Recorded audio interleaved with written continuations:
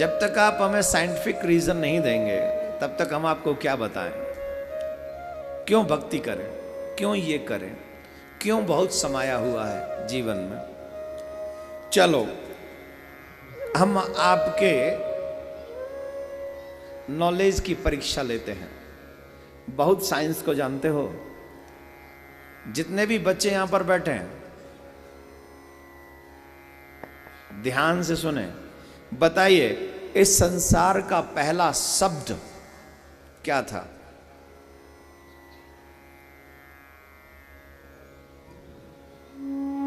क्या था?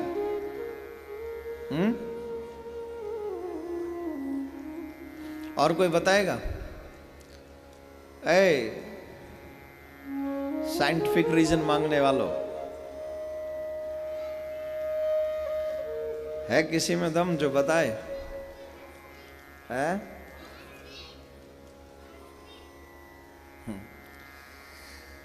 जिसको इंग्लिश में बिग बैंग कहते हैं, वो सृष्टि का पहला जो शब्द है वो है ओम।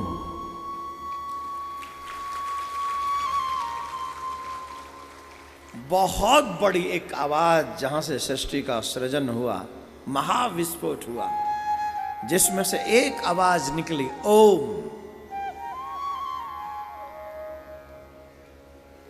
जिसको आजकल के साइंटिस्ट कहते हैं, मानते हैं, नासा भी मानता है कि पहला शब्द जो था वो क्या था? कहां था? बोलो जोर से, क्या था? ओम। और तुम कहां से पैदा हुए हो? ओम क्या है? ओम था, है और रहेगा। ओम था, है और रहेगा।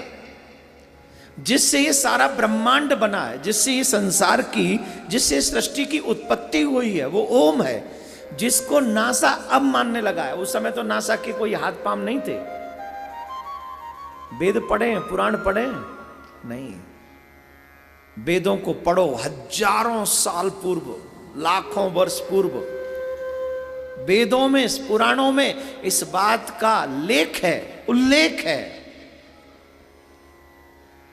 इस ब्रह्मांड का सृजन ओम से हुआ है, जिसको हम निराकार शब्द ब्रह्म कहते हैं।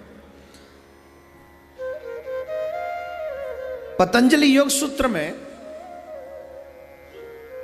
श्री पतंजलि जी ऋषि जो हुए हैं, उन्होंने भी कहा है तस्य वाचक प्रणवः।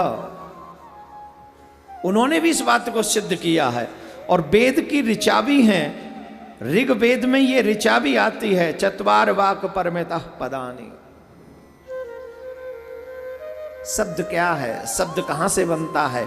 कैसे शब्द बनता है? परा, पश्यंती, मध्यमा, बेखरी, ये चार प्रकार के, ये चार चरण हैं जिनसे ये शब्द बनता है। मैं गारंटी से कहता हूं, आपने किसी बुक में, अपने स्कूल और यूनिवर्सिटी की बुक में ये सब नहीं पढ़ा होगा। पढ़ा होगा? पढ़ा है कभी किसी ने?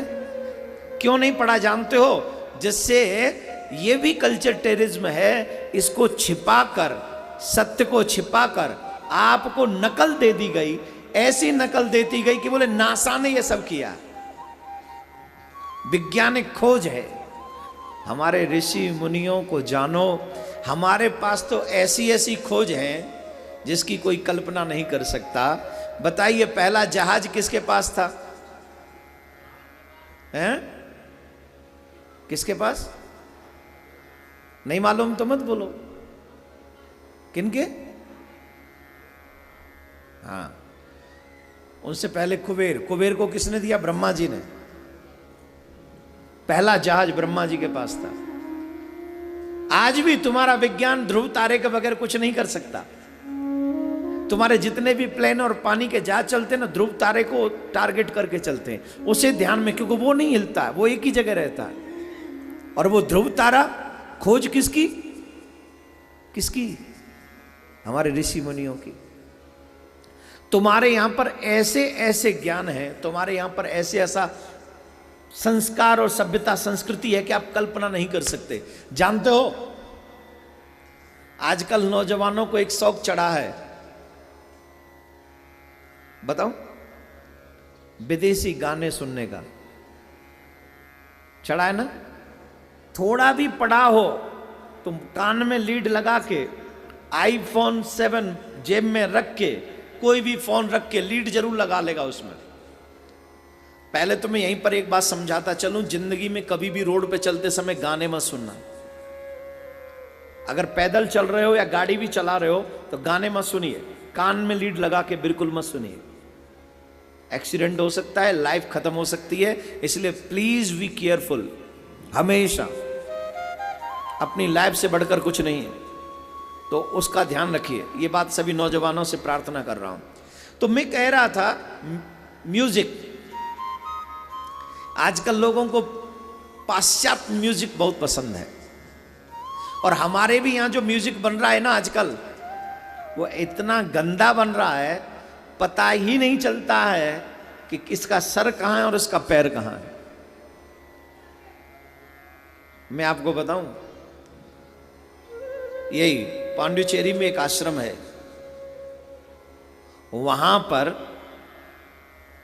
2 पौधे लगाए गए, और 2 पौधे लगाकर छोटे छोटे शुरुआत की। एक पौधे के पास में पाश्चात्य म्यूजिक बजाया गया और एक पौधे के पास में भारतीय संगीत बजाया गया। कुछ समय बाद जब वो पौधे बड़े हुए तो ऐसी घटना देखने को मिली जिसकी आप कल्पना नहीं कर सकते। जिसके पास पाश्चात्य म्यूजिक बजता था वो सुडौल, वो दृढ़ नहीं था, वो ऐसे कमजोर था, टेढ़ा मेढ़ा था, और उसके पत्ते जर्जर हो रहे थे, छोटेपन से ही फटे हुए थे, टूटे हुए थे, बिखरे हुए थे उसके पत्ते।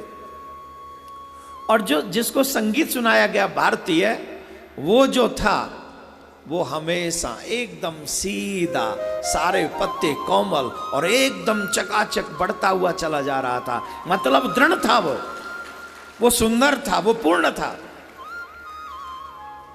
तो उस आश्रम में ये पता किया गया कि जो बच्चे विदेशी म्यूजिक सुनते हैं, अपने क्लासिक संगीत को छोड़कर, उनका भी चरित्र ऐसा ही होता है, ठटा फटा डुपाट नहीं होता, होता है कि नहीं? विदेशी म्यूजिक सुनने वालों की जीन्स हमेशा फटी मिलेगी आपको। जो भी कपड़े फटे फटे पहनते हो ना, समझना विदेशी पहनता है, विदेशी सुनता है। और जो देसी सुनता हो वो उसी वृक्ष की तरह एकदम सुंदर और बहुत ही अच्छा, वो उसका चरित्र का निर्माण भी होता है। अरे तुम भाग्यशाली हो, तुम्हें पता भी है, तुम्हारे यहां दीपक राग गाने से दीपक जलने लग जाते हैं, मल्हार गाने से बारिश होने लग जाती है। ऐसा सुंदर तुम्हारा संगीत है, ऐसा सुंदर तुम्हारा संस्कार है, और तुम्हारी परंपरा है, तुम्हारी सभ्यता है, ये तुम्हारा कल्चर है। आप सबसे मैं निवेदन करूंगा, हम भाग्यशाली हैं कि ब्रह्मांड सबसे पहले हमने बनाया, सृष्टि की खोज हमने की, ओम से ब्रह्मांड निर्माण हुआ, और जितना भी दुनिया है, मैं दावे से कहता हूं, पूरी दुनिया को जीना हमने सिखाया है, पूरी दुनिया को जीना सिखाया। तो जब पूरी दुनिया को जीना हमने सिखाया है, तो फिर हमें इधर उधर वाद विवाद में न पड़कर अपने ही संस्कारों का सम्मान करना चाहिए। बोलो राधे राधे। ये आप लोगों से मेरा हाथ जोड़ के प्रार्थना है, आपकी आवाज नहीं आनी चाहिए। Too much sound, I am too much disturb.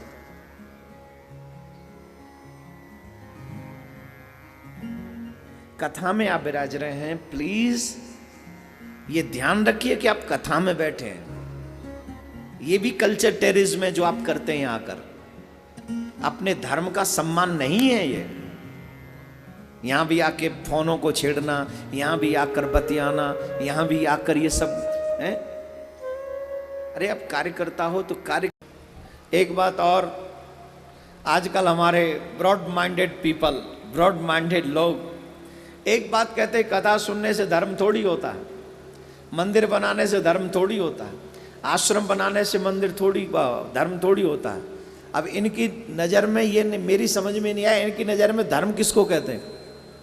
पीने को धर्म कहते हैं, विदेश घूमने को धर्म कहते हैं, माँ बाप की इंसल्ट करने को धर्म कहते हैं। I don't understand what is, वो क्या कहना चाहते हैं।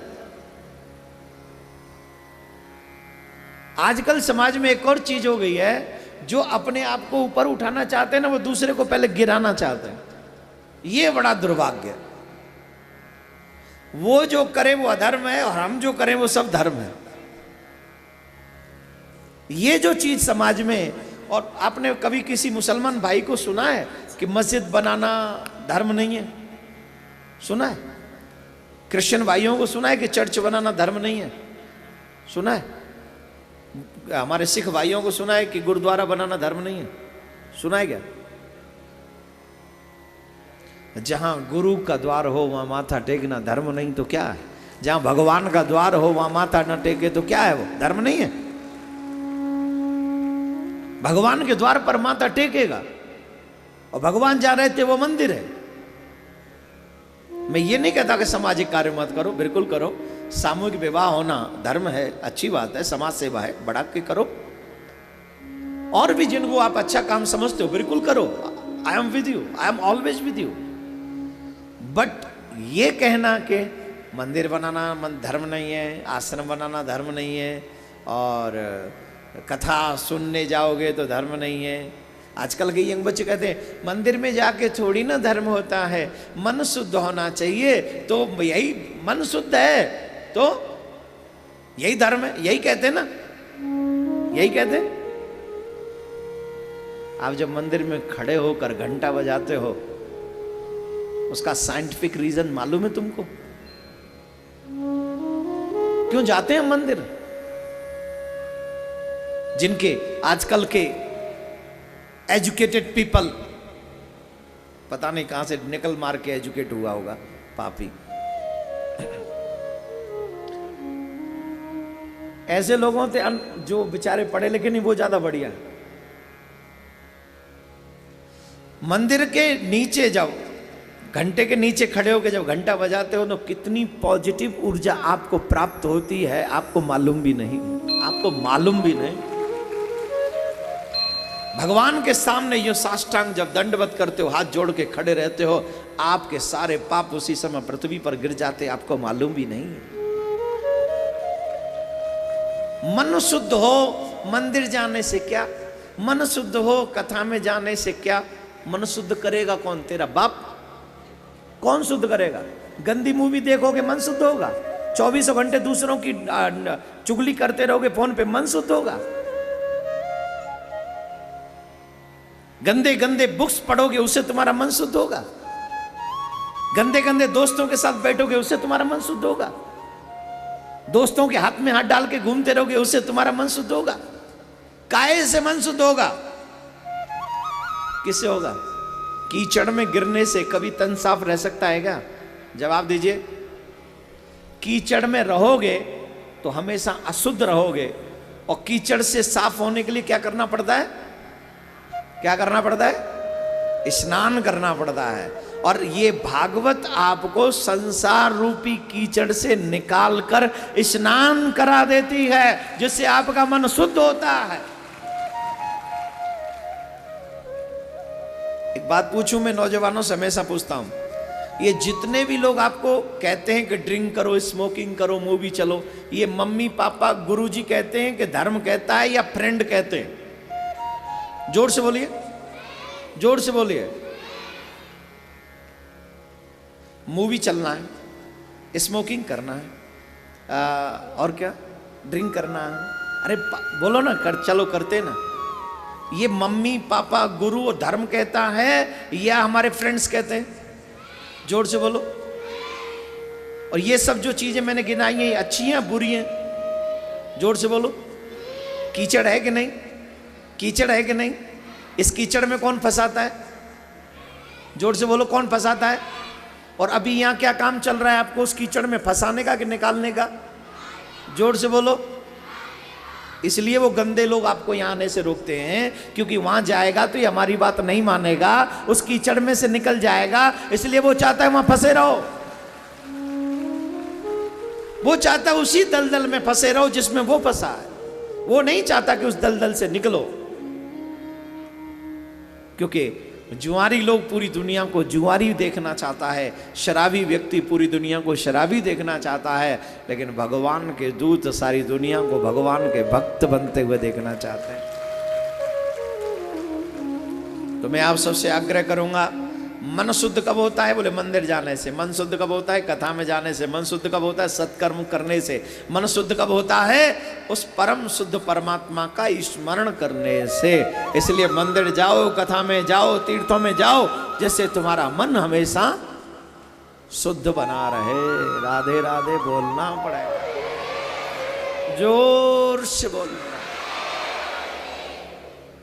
इसी से आपका मन शुद्ध होगा।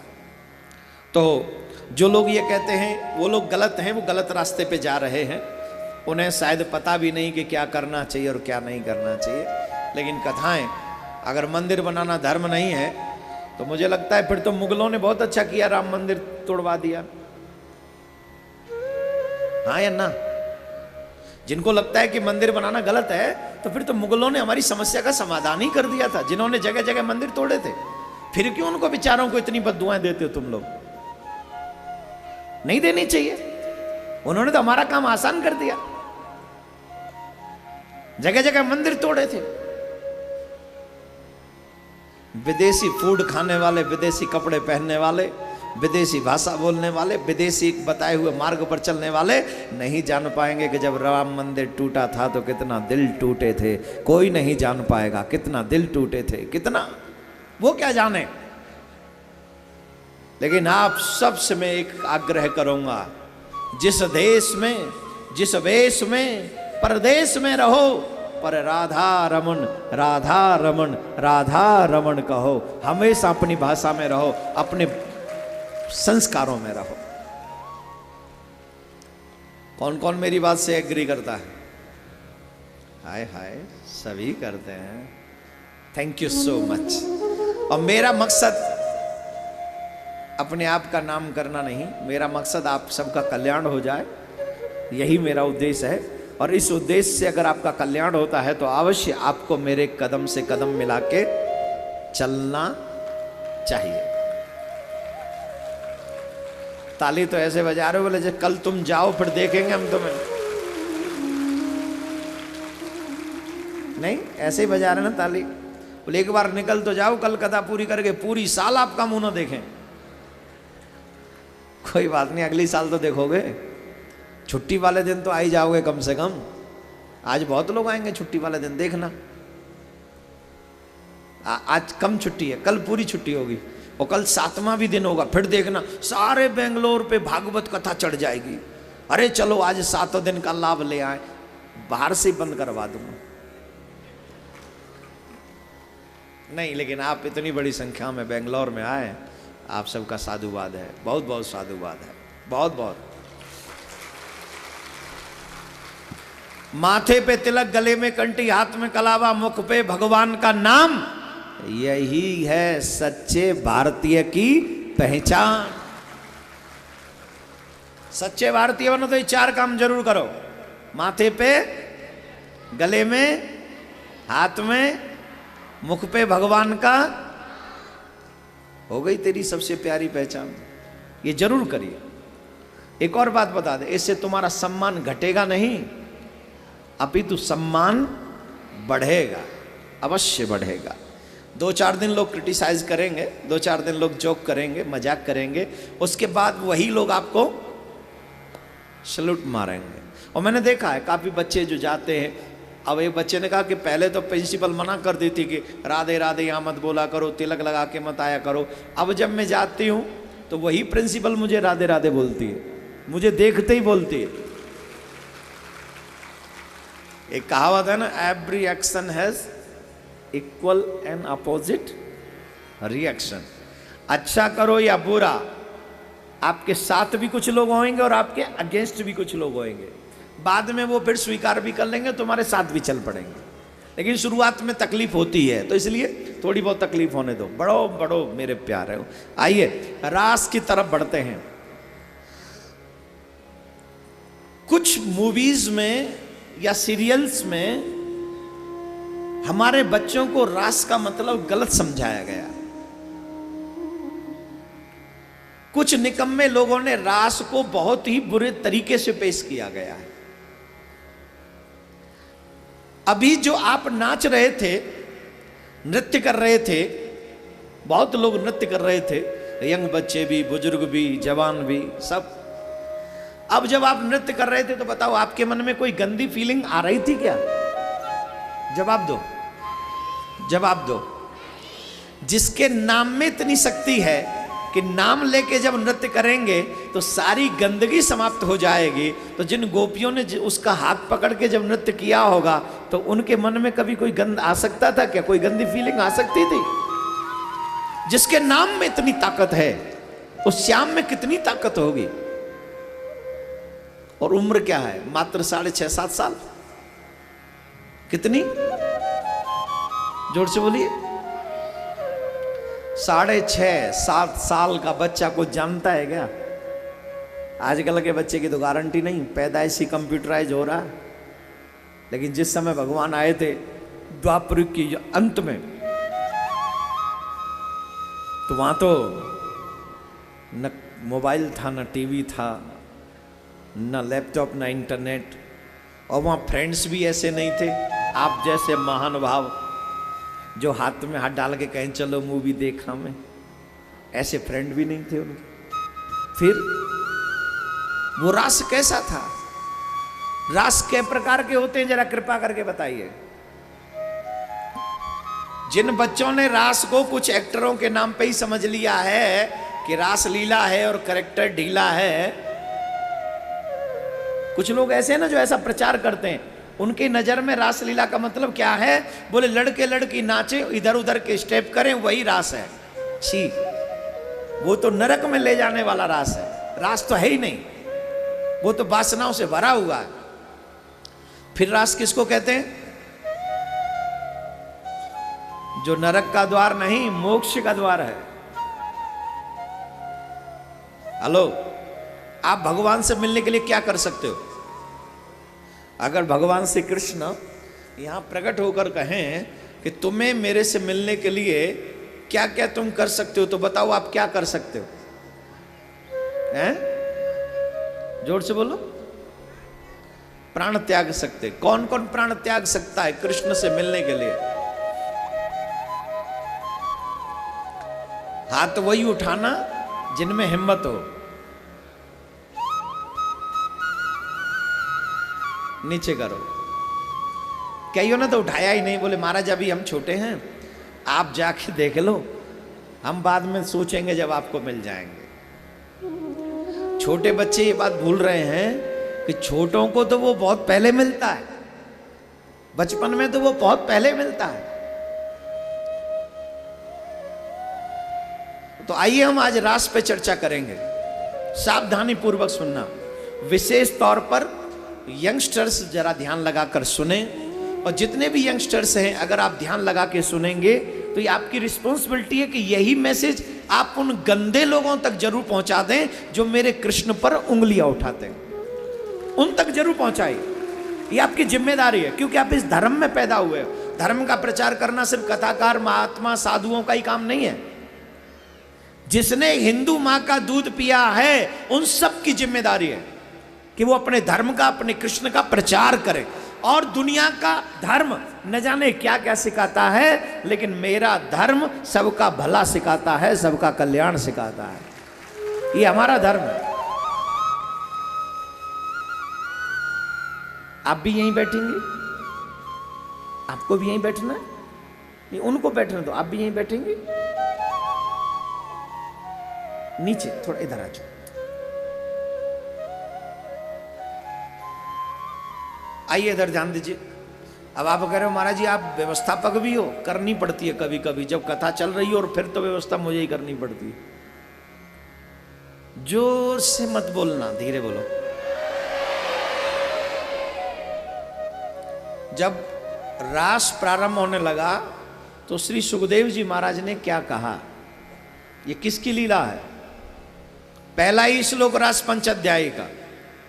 भगवान पिता रात्रि शरदोद पुल्य मल्लिका वीक्षरन्तुम मनश्चक्रे योग मायामुपाश्रित।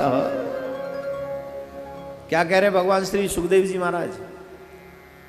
श्री सुखदेव जी कह रहे हैं ये रास किसी मानव का नहीं, अपितु ये रास भगवान का है। किसका है? भगवान का। रास 3 प्रकार के होते हैं, रास, नित्य रास और महारास। कितने? रास, नित्य रास और महारास, ये 3 प्रकार के रास होते हैं। अब बताओ आपकी नजर में कौन सा रास भगवान श्री कृष्ण ने गलत किया? बताइए, जवाब दीजिए। नहीं मालूम? जाने तो इस रास का मीनिंग क्या है वो बता दो बस, फिर मैं आपकी बात मान लूंगा कि हां भगवान ने गलत किया।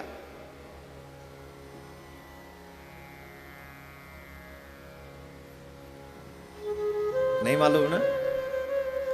श्री सुखदेव जी महाराज ने पहले ही स्पष्ट कर दिया, अगर इस रास को समझना है तो गोपी बनकर ही समझा जा सकता है, पुरुष बनकर नहीं समझा जा सकता, संसारी बनकर नहीं समझा जा सकता।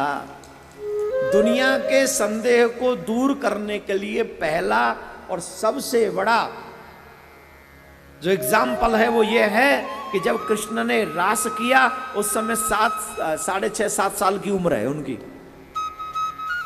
आयु जो है भगवान की 6.5 7 साल की है, और 6 6.5 साल की और 7 साल की आयु जिसमें बच्चा ढंग से भोजन करना भी है जी, जो भोजन करना ना जाने वो प्रेमी प्रेमिका के साथ नृत्य करना जानेगा?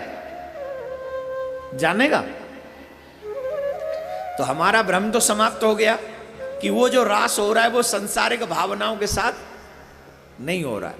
दूसरी बात और समझो, इस रास में गोपी कौन है?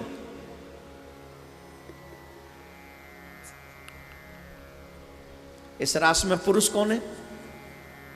बोलिए, पुरुष कौन है? श्री कृष्ण। गोपी कौन है? बाबा भोलेनाथ। गोपी कौन है? बाबा भोले शंकर भगवान गोपी है। और शंकर भगवान कौन है? जिन्होंने कामदेव को जलाकर भस्म किया है। कौन है? चितवत काम भयउ जरि छारा। कामदेव स्वाहा हो गया। कामदेव को जलाने वाली गोपी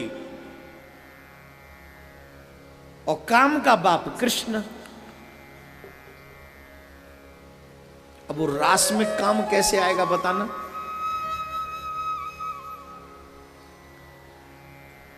जिसमें गोपी बाबा भोलेनाथ हो,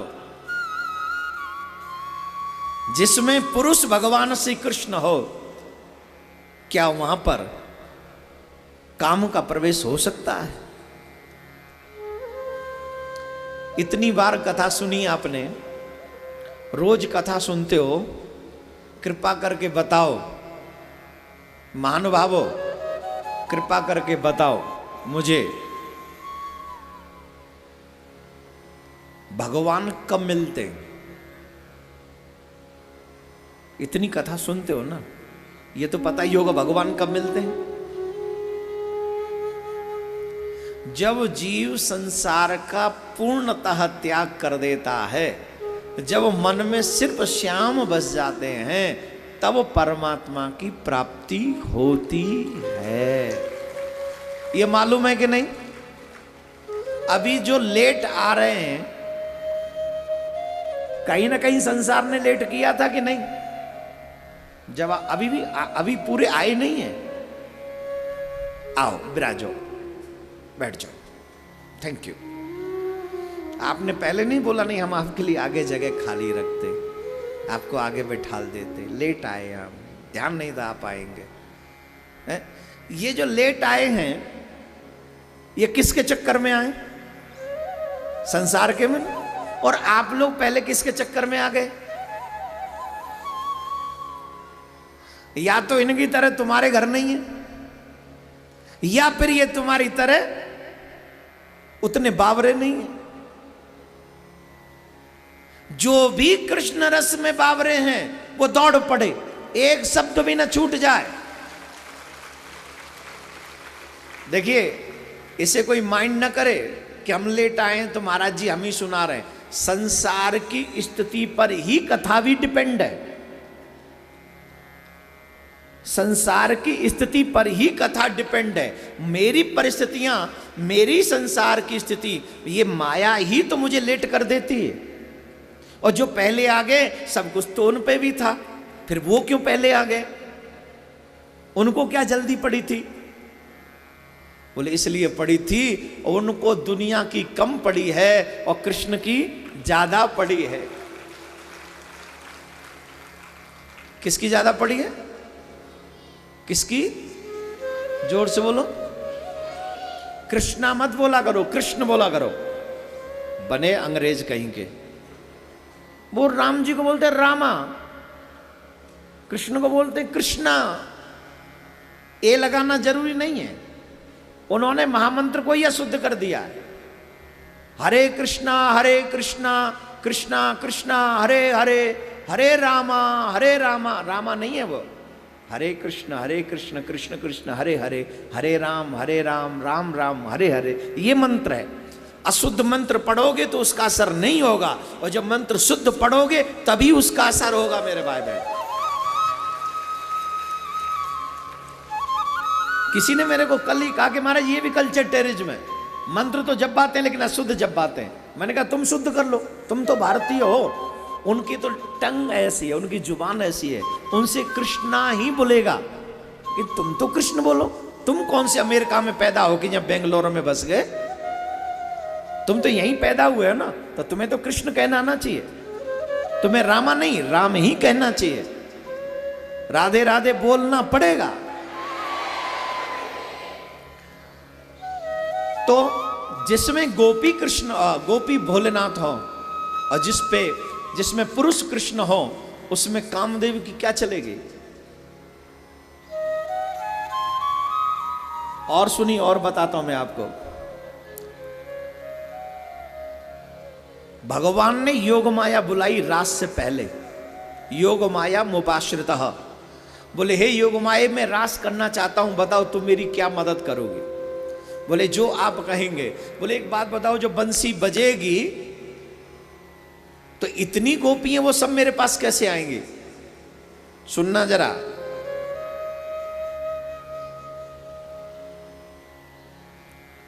सावधानी से सुनो। बोले इतनी गोपियां में एक एक का नाम तो नहीं ले सकता, फिर ये सब गोपी कैसे आएंगी? बोले महाराज आप चिंता मत करो, आप बिल्कुल भी चिंता मत करो। जैसे ही आप एक स्वर लगाओगे, जैसे ही एक स्वर लगाओगे तो मैं ऐसा स्वर भर दूंगी कि सब गोपियों को लगेगा कि मुझे ही बुलाया जा रहा है। कोई ये नहीं समझेगी कि उसे बुलाया जा रहा है। मतलब हर सखी को अपना ही नाम उस बांसुरी की धुन में सुनाई पड़ेगा। कितना अमेजिंग है, कितना गजब का है कि नहीं? बोले एक बात बताओ, ये वृंदावन इतना छोटा है, इतनी सारी गोपी उसमें कैसे समाएंगी? योग माया कहती मैं वृंदावन को ऐसा बना दूंगी, चाहे जितनी गोपी आ जाएं सब उसमें समा जाएंगे। बोले रास कितने दिन चलेगा? बोले 6 महीने। बोले कमाल है, 6 महीने चलेगा तो ये इनके घर वाले डांटेंगे नहीं इनको? 6 महीने तक कोई घर से गायब हो जाए। बोले प्रभु आप चिंता मत करो, जितनी सखियां यहां आएंगी उतनी सखियां ब्रज में भी प्रकट हो जाएंगे। जितनी सखी पूरे दुनिया भर का धर्म उठा के देख लेना, अगर मेरे कृष्ण जैसा मिल जाए तो मैं जिंदगी भर कथा कहना भूल जाऊंगा, कभी कथा नहीं करूंगा। मिल जाए मेरे कृष्ण जैसा। नहीं मिलेगा। दिया नहीं, सूरज लेके ढूंढो तो भी नहीं मिलेगा ऐसा कृष्ण। कैसी कैसी विचित्र लीलाएं। बोले जितनी गोपियां आएंगी ना उतनी गोपी ब्रज में होंगी। बोले 6 महीने, बोले 6 महीने वृंदावन में, एक रात्रि 6 महीने की होगी वो। और दुनिया, बोले दुनिया वैसे वैसे चलती रहेगी, संसार वैसे चलता रहेगा। बोले कृष्ण, बोले जैसे आप हो प्रभु, एक कृष्ण आपको मैया यशोदा बाबानंद के पास में वैसा ही रूप बना के रहना पड़ेगा। 6 महीने तक वो लीला चलती रहेगी। तो एक कृष्ण कहाँ है? वृंदावन में, रास में। दूसरे कृष्ण कहाँ है? बोले मैया यशोदा बाबानंद के आंगन में। धीरे बजाओ। बहुत सुंदर, बहुत सुंदर, आनंद आ गया, आनंद आ गया। एक कृष्ण कहाँ है? रास में। दूसरा कृष्ण कहाँ है कोई ऐसा भगवान? मुंह उठा के I don't believe in religion. बाबरो, आदमी जाने नहीं फिर माने भी नहीं। अरे धर्म पे यकीन करने से पहले धर्म को पढ़ तो लो, जान तो लो। यकीन करो मत करो बाद की बात है, पहले कम से कम धर्म को जान लो, जान लो कम से कम। कामदेव आए भगवान श्री कृष्ण के पास। कामदेव ने कहा कि मैं आपसे युद्ध करना चाहता हूं। भगवान श्री कृष्ण बोले देख भाई मैं छोटा हूं, मुंह पे तो युद्ध करे वो आवे नहीं, मुंह पे तो गैया चराए वो आवे, अगर तू के तो तेरी गैया चरा लाऊं। बोले ये बात तो हमने पहले ही कही थी नारद जी से, आप हमें कहां भेज रहे हो, क्यों भेज रहे हो? वो छोटा सा ग्वारिया क्या गाय चराता है, वो क्या हमसे युद्ध करेगा? भगवान श्री कृष्ण ने पूछा नारद जी ने भेजा आपको? बोले जी। बोले तो फिर युद्ध करेंगे, बताओ कौन सा युद्ध करना है, बोलो कौन सा युद्ध करना है, मैदान का कि किले का? बोले इन दोनों में अंतर क्या है? बोले दोनों में ज्यादा अंतर नहीं है, एक में मैं अकेला ही रहूंगा और एक में बहुत होंगे। कैसे? बोले किले का युद्ध यह है कि जब मैं एकाग्रचित होकर, यहां पर बहुत लोगों किले का युद्ध करते हैं, भगवान से करते हो, सुबह सुबह सब लोग लड़ते हैं किले का युद्ध कामदेव से, संसार से, माया से। जब माला लेके बैठते हो, नाम तो निकलता रहता है भगवान का, मन में क्या क्या आता रहता है बताना जरा। बच्चों को स्कूल जाना है, माला जल्दी पूरी हो जाए तो ब्रेकफास्ट बना दूं, जल्दी हो जा, जल्दी हो जा, हो ही नहीं रही। बच्चे भी कहते हैं ये और गुरुजी ने माला पकड़ा दी हमारे हाथ में, अब स्कूल देखेंगे माला को देखेंगे। कई बच्चे तो बड़े अच्छे हैं, बोले हम तो चलते फिरते कर लेते, हमसे माला नहीं होती। अरे माला होती नहीं तो माला ले क्यों रहे हो? जिससे माला नहीं होती इसका मतलब है वो मोहन से मिलने का अधिकार प्राप्त नहीं करते। ये दौलत यहीं रह जानी है, माला ही काम आने वाली है। दौलत ये काम नहीं आएगी जो आपके पास है अभी, ये माला ही काम आने वाली है। बंधु, जब भगवान श्री कृष्ण ने कहा कि जब मैं एकांत में बैठे हो तुम तब आना और अपनी पूर्ण शक्ति का प्रयोग करना। अगर तुमने मेरे मन में काम जगा दिया तो तुम्हारी विजय, नहीं तो मेरी विजय। बोले मैदान का युद्ध किसे कहते हैं? बोले मैदान का युद्ध इसे कहते हैं जिस समय अनंत कोट गोपियों के मध्य में मैं अकेला पुरुष हूं, एक से एक सुंदर गोपी होगी और मैं अकेला पुरुष होऊंगा। उस रात्रि में अगर तुमने मेरे हृदय में काम जगा दिया तो तुम्हारी विजय, नहीं तो मेरी विजय। कामदेव बोले मैं रात्रि में आऊंगा, मैदान का युद्ध करूंगा। मैदान का कौन सा? बोले शरद पूर्णिमा के दिन महाराज होगा। बोले ठीक है मैं उसी समय आऊंगा। भगवान श्री कृष्ण ने कामदेव को महाराष्ट्र में आने के लिए निमंत्रित किया और उधर में बाबा भोलेनाथ को पता चला कि भगवान श्री वृंदावन में महाराज कर रहे हैं। पार्वती जी सज के जा रही थी तो पार्वती जी से पूछा आप कहाँ जा रही हो? बोले हम वृंदावन जा रही हैं। बोले वृंदावन क्यों जा रही हो? बोले आपको पता नहीं वृंदावन में रास की तैयारी हो रही है। अद्भुत रास होगा जहां ब्रह्म भक्तों के बीच में नृत्य करेगा। बाबा बोले अकेली क्यों जा रही हो? स्त्री को रात्रि में अकेले नहीं जाना चाहिए। बोले महाराज स्त्री को संसार में अकेले नहीं जाना चाहिए, लेकिन संसार बनाने वाला मिल रहा हो तो फिर कभी सोचना भी नहीं चाहिए।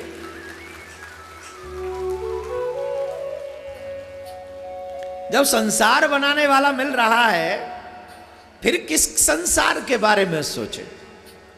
बाबा बोले वाह तुम्हारा प्रेम तो बड़ा बढ़ गया, अब एक काम करो हमें भी ले चलो। बोले ना ना ना ना ना। क्यों? बोले उस रास में कोई प्रवेश नहीं जाएगा, कोई पुरुष का प्रवेश नहीं है।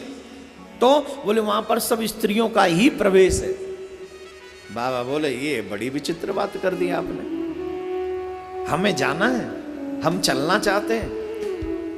माता जी बोली ऐसे नहीं जा सकते हो आप। बोले चाहे जैसे भी जाना हो लेके तुम्हें चलना पड़ेगा। जितने भी पुरुष यहां बैठे हैं, मैंने कई पुरुषों को देखा है अपने अहंकार में मरते हुए। अपनी छोटी सी लाइफ में मैंने इतने अहंकारी पुरुषों को देखा है कि वो अपनी मैं के चक्कर में सब कुछ तबाह कर लेते अपने हाथों से, लेकिन मैं नहीं छोड़ते। वो मैं जो कह रहा हूं वही सत्य है।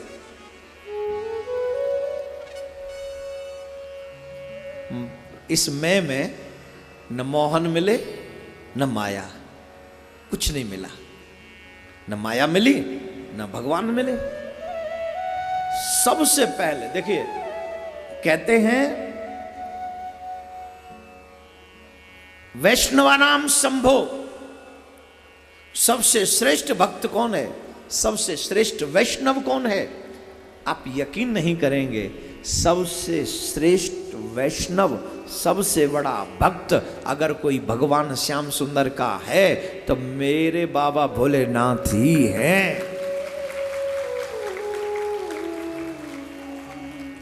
सबसे ज्यादा देखो प्रेम की चर्चा चल रही है तो फूल आना शुरू हो गया। लाइए लाइए, ये फूल भी बड़ा एक गजब का रोल अदा करता है। ये सब किसमें? प्रेम में। फूल कागज के न हो, दिल के हो, खुशबू आनी चाहिए।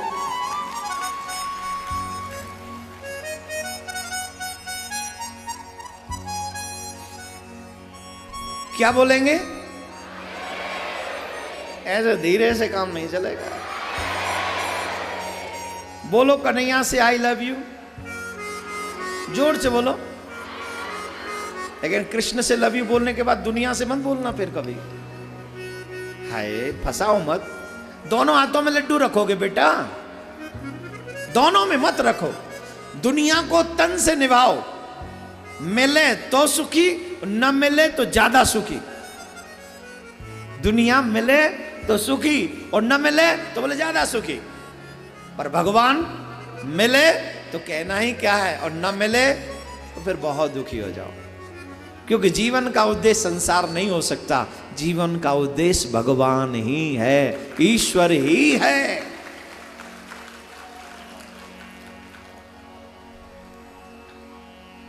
बाबा भोलेनाथ से बड़ा भक्त होगा कोई? यहां जितने भी पुरुष बैठे बताइए, अहंकार मरा है कि जिंदा है? जोर से बोलो। तुमने मेरे से तो पूछा ही नहीं, तुम्हारी हिम्मत कैसे हुई कथा में जाने की? गए क्यों तुम? मुझसे पूछा था तो साहब कथा में जाने का पूछा था क्या? नौकरी मेरी करते हो कि कथा वालों की? अरे साहब आप ही की करते, पर कथा में तो जाओ। नहीं जाओ कथा में जाओ, मैं तुम्हें सस्पेंड करता हूं। ले हाँ या ना? बाबा भोलेनाथ जैसा वैष्णव नहीं हो सकता। बाबा को जब पता चला कि पुरुष का प्रवेश ही नहीं है तो क्या किया बाबा ने? बोले पुरुष है ही कौन? जो रूप, जो विषय, जो वस्तु, जो जीवन भगवान से मिलने में बाधा पहुंचाता हो, वो मेरे किसी काम का नहीं। और ये शिक्षा कौन दे रहे हैं? बाबा भोलेनाथ। और दे दे। कृष्ण से मिलने का शौक है ना, तो अपनी मैं को मार दो आज अभी इसी वक्त, और बन जाओ कान्हा की गोपी, और कह दो मेरी आत्मा का सच्चा पति तू ही है, तेरे बिना मैं जिंदा नहीं रह सकता या रह सकती, तू ही तो है, तू ही है। बाबा भोलेनाथ बोले देवी हमें भी ले चलो अपने, कहां, साथ में।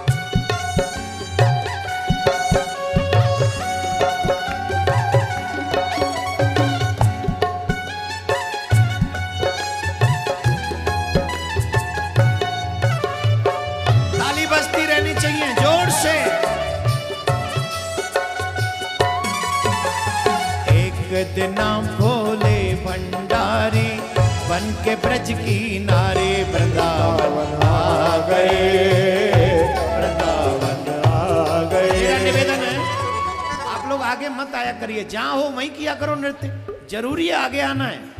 एक ही जगह पर इतनी भीड़ हो जाती है कि आनंद नहीं आता है।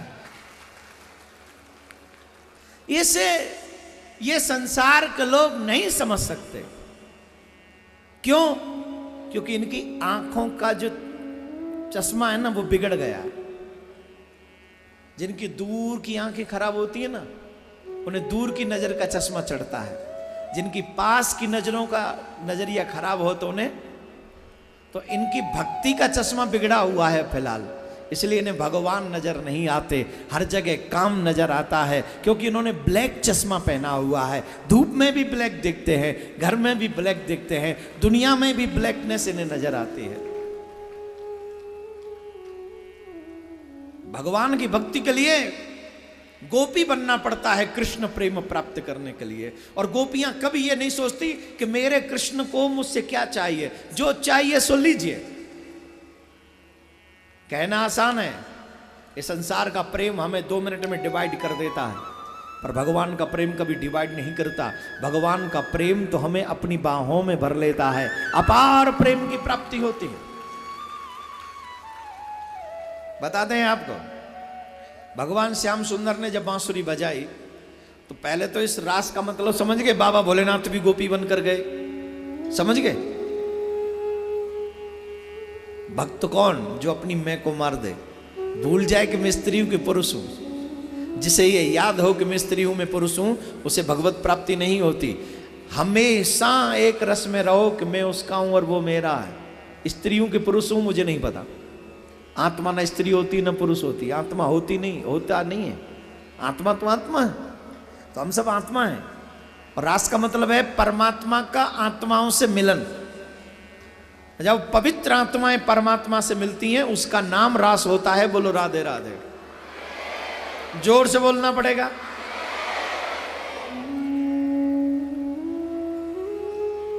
तो मेरे प्यारे, कान्हा ने जब बांसुरी बजाई तो गोपियों का त्याग देखो। मध्य रात्रि के समय गोपियों ने अपने गृह का परित्याग किया। हमारी और तुम्हारी तरह वो ड्राइविंग करके नहीं गई थी कहीं। बहुत आसान है रात्रि में घर से निकलना जब गाड़ी खुद की हो, है ना आसान। और जब पैदल जाना हो वो भी जंगल में, आसान है? बोलो। अब सावधानी से सुनोगे तब ना आनंद आएगा। ध्यान इधर उधर भटकाते रहोगे तो कहां मन लगेगा आपका। अपनी खुद की गाड़ी हो तो कभी भी निकल जाओ, और पैदल जाना हो, जंगल में जाना हो तो कभी निकल सकते हो। टाइमिंग देखोगे बार बार कितने बजे, सुबह होने तो फिर जाएंगे। भगवान श्री श्याम सुंदर ने मध्य रात्रि के समय बांसुरी वादन किया। तो जिस समय भगवान ने बांसुरी बजाई तो जो गोपी जो कार्य कर रही थी उस कार्य का त्याग करके, कोई अपने पति को भोजन करा रही थी वो ऐसे ही भागी, पति के आगे भोजन नहीं रखा तो बोले जो गौओं के लिए रखा हुआ था वो रख दिया पति के आगे, ये खा ले। और जो पति के लिए भोजन था वो गायों के आगे डाल दिया। ये स्थिति होती है प्रेम में। देह गेह की सुध नहीं, पुण्य पुण्य होत निहाल, जहां तन की भी सुध न रहे। कई बार ये देखने को मिलता है संसार में। अचानक से जब किसी के यहाँ जाते हैं ना, तो बड़े वो फूल वूल बरसाते हैं, घर में ले जाते हैं, बड़ा घर सजाते हैं, बड़ा आनंद करते हैं। उनको लगता है जैसे हम जैसे तुच्छ प्राणियों के लिए भी वो इतनी तैयारी करते हैं। अरे महाराज आ रहे, महाराज आ रहे, बड़ी तैयारी करते, फूल वूल लाते, दिए जलाते, रंगोली लगाते हैं ना। और बड़े भावी भाव में कहते थे, महाराज आपका बड़ा भाग्य है जो आप हमारे यहां पधारे। क्या कहा? महाराज आपका बड़ा भाग्य है जो आप हमारे यहां पधारे। अब वो कहना क्या चाह रहा है? कहना क्या चाह रहा है?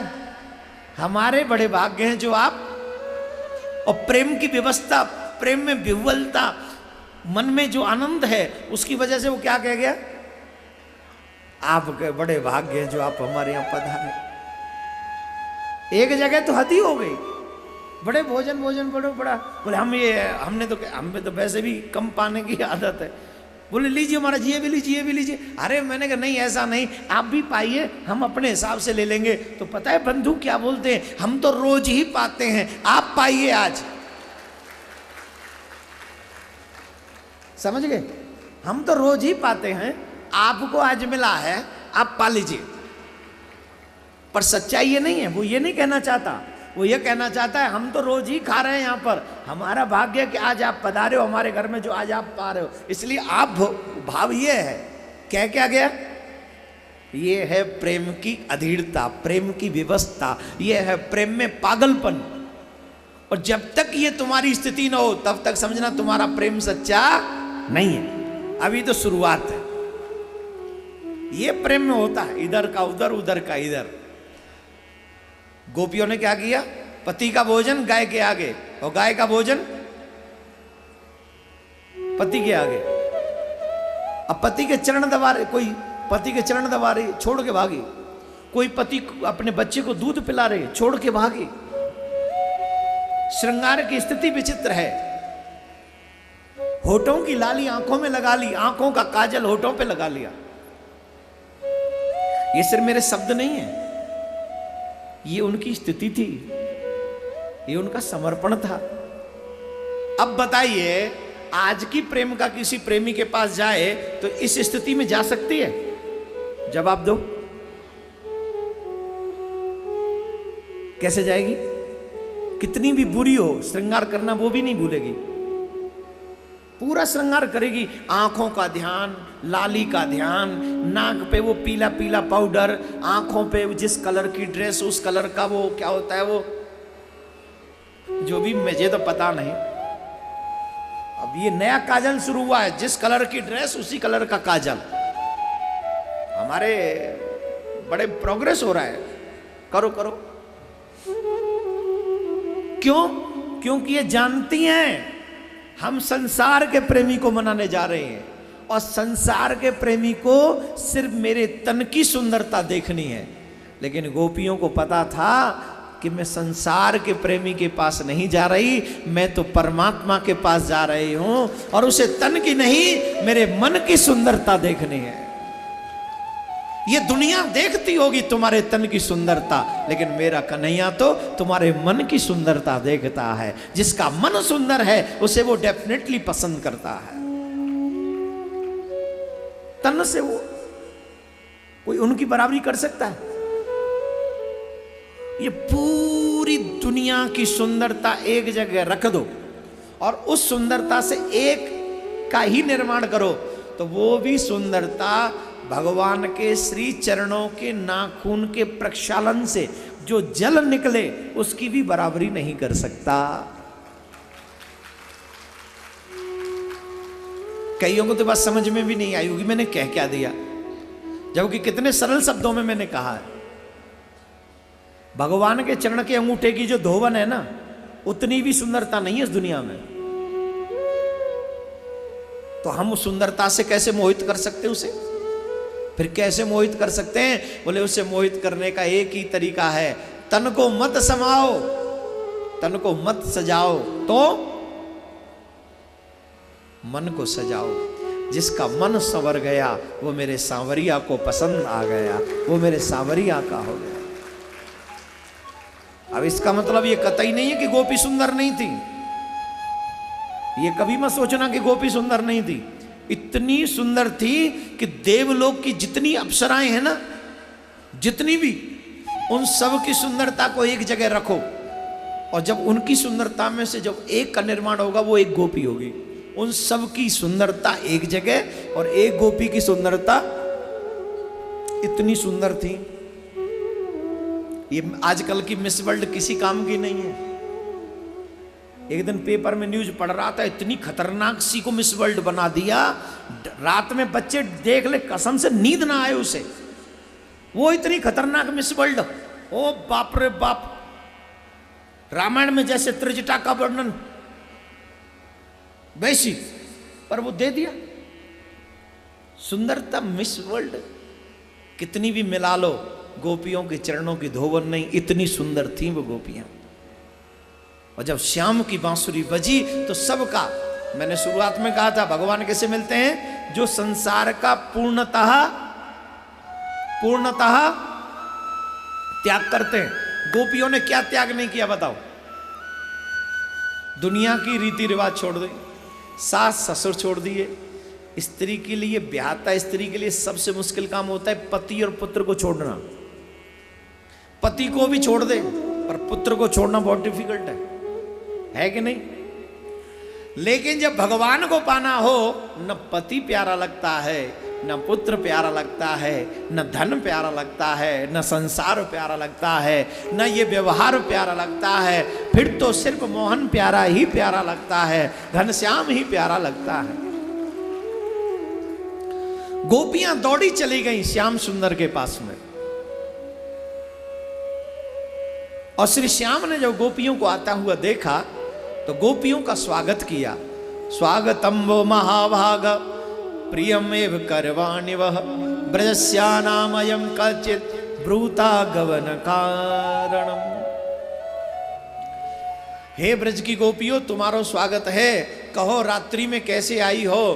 ब्रज में सब मंगल है ना? ब्रज में कोई अमंगल तो नहीं है? अच्छा, ब्रज में मंगल ही राधे राधे बोलेंगे? माता जी मैं कर दूं आपका काम? आप लोग थोड़ा थोड़ा और आगे आ जाएंगे क्या? थोड़ा, ज्यादा नहीं। आप थोड़ा थोड़ा खिसकी आगे। हाँ, थोड़ा थोड़ा और। ये शनिवार है ना आज सारे वीआईपीओं को जगह मिल जाएगी आने के लिए। और थोड़े थोड़े आगे आओ। आप लोग भी, पुरुष लोग भी, थोड़े थोड़े, ज्यादा मत आना। इतनी जगह छोड़ देना जिससे मेरा डिस्टेंस ठीक रहे। हाँ बस, धन्यवाद, यहीं तक। आप लोग और माताएं आगे आ जाइए थोड़ी सी। आप यहीं रहिए, आप थोड़ा आगे खिसक आइए। अब जो पीछे आएंगे 5, 5:30, 6 बजे तक, उनकी व्यवस्था हम करवा लें। आप खिसकाओ ना, आगे वालों को खिसकाए किसके लिए? जैसे आप आगे आ जाओ, पीछे वाले भी राधे राधे बोलना पड़ेगा। और जोर से बोलिए। मैं कथा जब ही शुरू करूंगा जब पहले आप आ जाएं।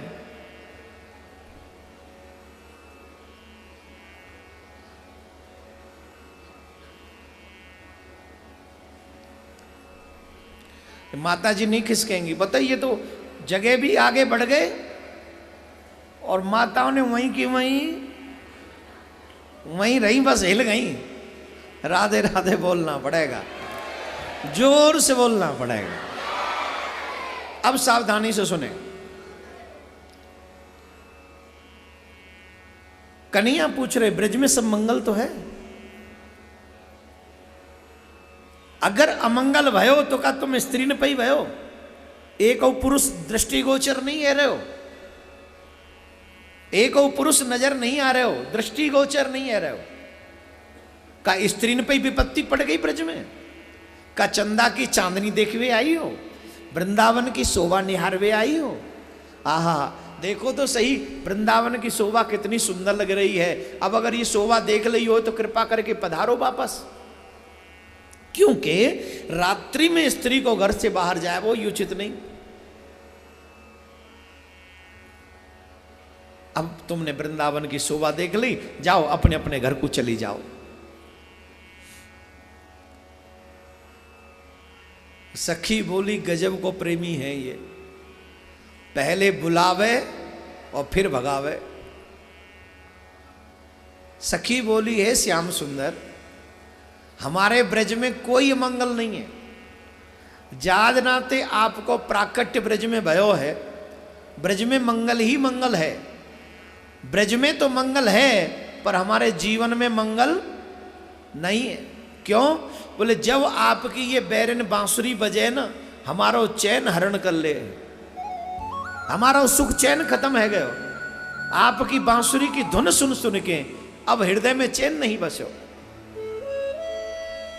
अब न लोक लाज अच्छी लगे, न कुल की कान अच्छी लगे, न पति पुत्र, न सास ससुर, अब तो कछु अच्छो ही नहीं लगे। अब तो मन करे है कि 24 घंटा आप ही के चरणन में बैठी रहे। श्याम सुंदर बोले अरे सखियो ऐसा नहीं कहें, मैं तुम्हें एक दृष्टांत सुनाऊं, सुनो। एक बड़ी पतिव्रता स्त्री, सावधान